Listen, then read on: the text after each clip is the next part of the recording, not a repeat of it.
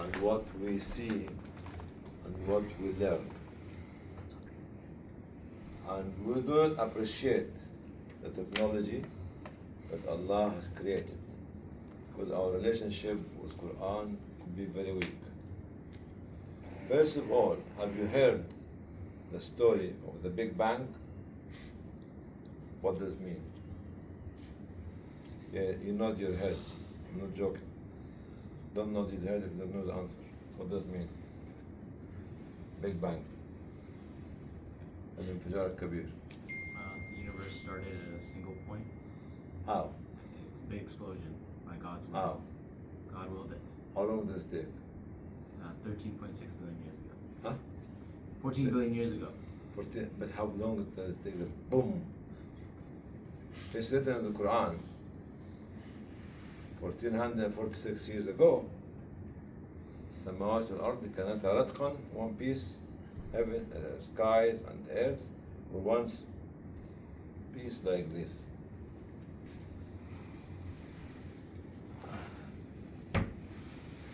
This was the skies, not joking, skies and heaven and the earth and the earth.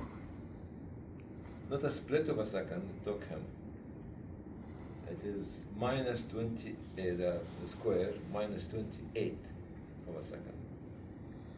Took 13.8 or 13.4 billion years to collect the dust, not the particles, not the atoms, smaller than that, and build the universe again and again. This is one thing.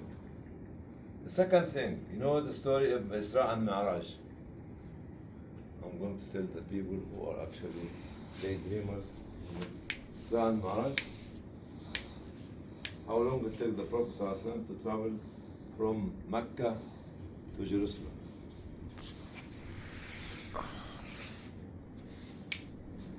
Huh? No, you failed. 5 hours? You failed. Sister hiding behind the. Huh? No time. No time. It is 1,500 kilometers. It talks al-Buraq. There's a wall in Jerusalem called the Wall of al-Buraq. Ha'at al-Buraq. It took it about maybe a few seconds. But how long it took the Prophet ﷺ to go from there to Sidrat al-Muntaha, where he met Allah. And where is Sidrat al-Muntaha? Don't know. Don't know. Don't know. Don't know. Any answer? Any answer, champions? Any answer? The one who took him to Sidrat al-Muntaha was Jibreel alayhi salam. Sidrat al-Muntaha is exactly above what? He said this. What? He said this, what does it mean? The seventh heaven? It's above the seventh heaven. Actually, it was called Al-Bayt al-Ma'mur.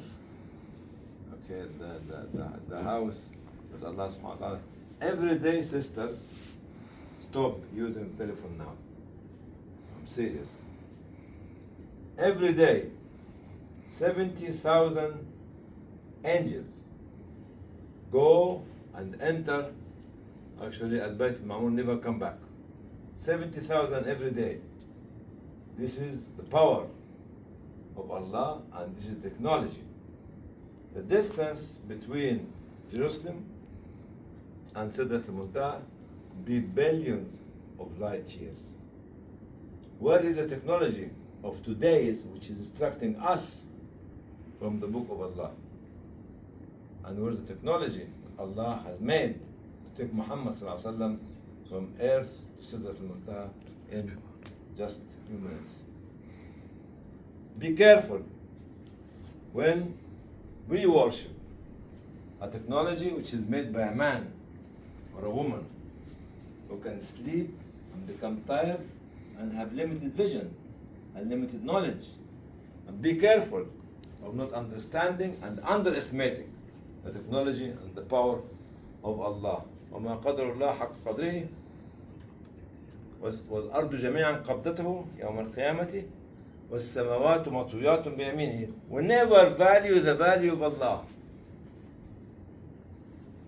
who has the earth like this in his hand, and the skies as well. السماوات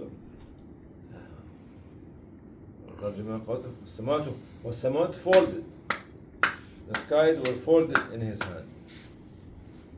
This is Allah that we do not ever, quite often, estimate the might of the mighty power and the technology of Allah. Anyway, another challenge, brothers and sisters of technology, was I love AI, I love ChatGPT, and I love chit-chat. Everybody call it.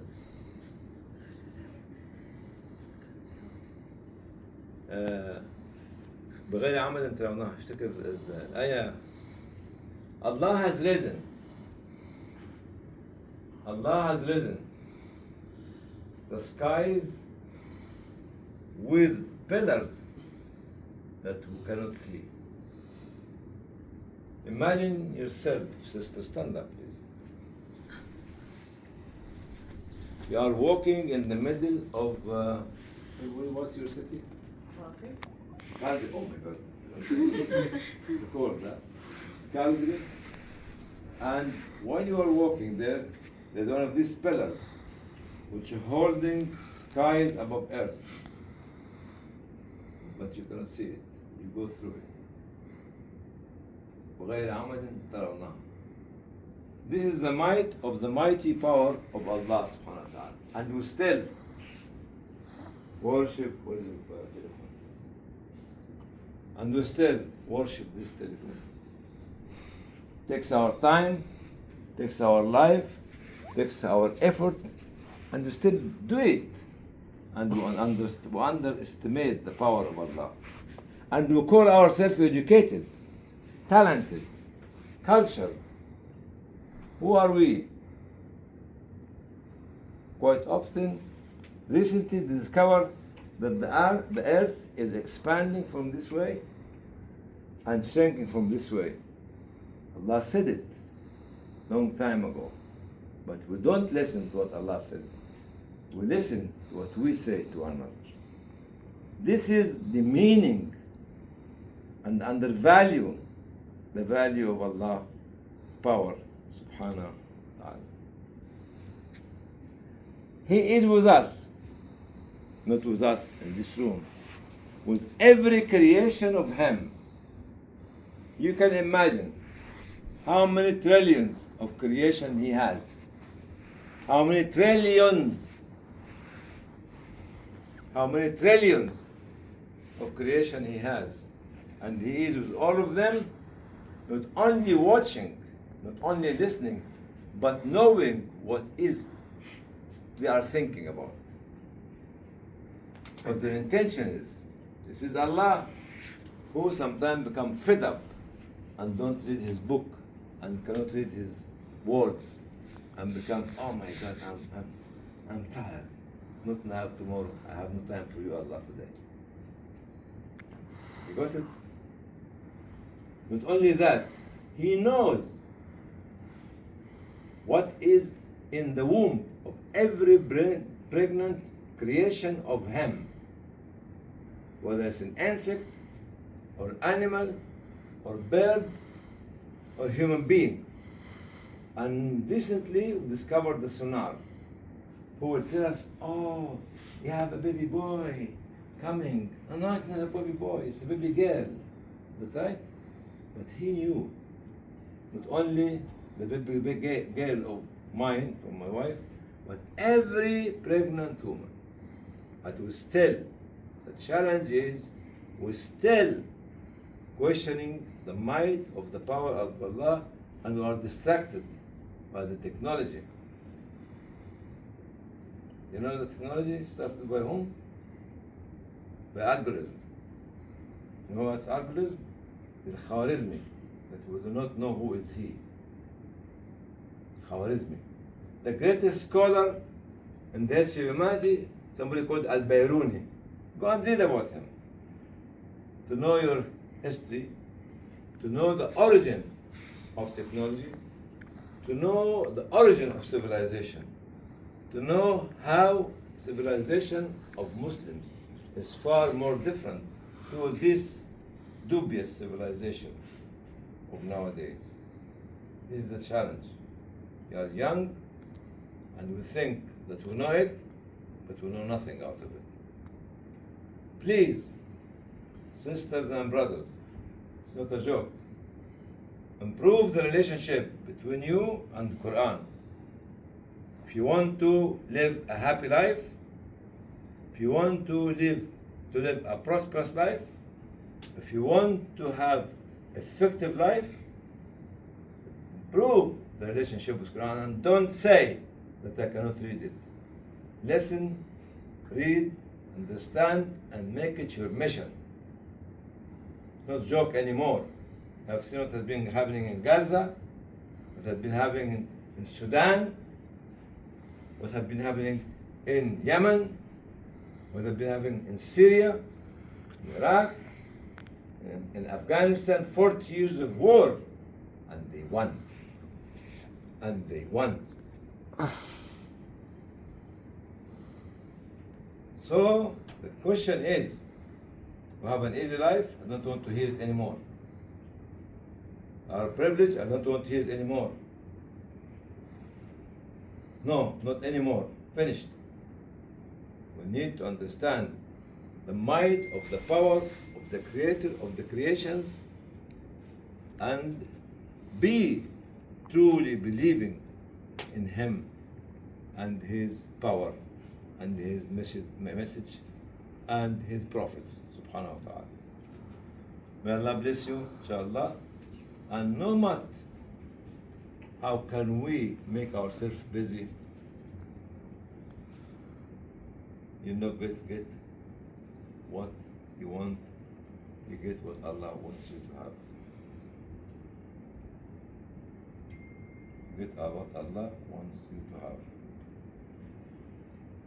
So be a friend to Allah, be close to Allah, be remembering Allah, be in the companionship of Allah, and invite Allah to come to your house, to your bedroom, and to be with you when you open His book and read and they sit in front of you and listen. You can imagine.